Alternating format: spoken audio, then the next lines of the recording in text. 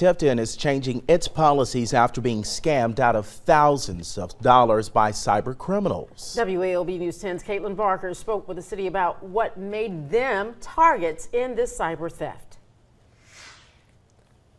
Electronic activity has been great and made a lot of our life more convenient, but it's added another layer of things you have to watch out for, and this happens to be one of those. The city of Tifton was scammed out of nearly $50,000 after a business they normally work with was impersonated by cyber criminals. And they contacted us and said, hey, could y'all maybe change this to an electronic payment instead of just the check? And we were like, sure, okay, because it was in reference to a legitimate invoice. Tifton's director of communications tells me that after they canceled the original check and sent the electronic payment, they were contacted by the legitimate company and soon realized they had been the target of a scam.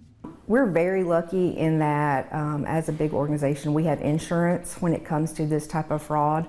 Individuals aren't usually so lucky. So we've been working with local and federal officials through the investigation to work through that process to get our money back, yes. The director of communications tells me that if the city can be scammed out of thousands of dollars, this kind of incident can happen to anybody. I mean, we do want people to know that this is such an isolated incident. We hate that it happened. We're doing everything we can to get every dime back of that.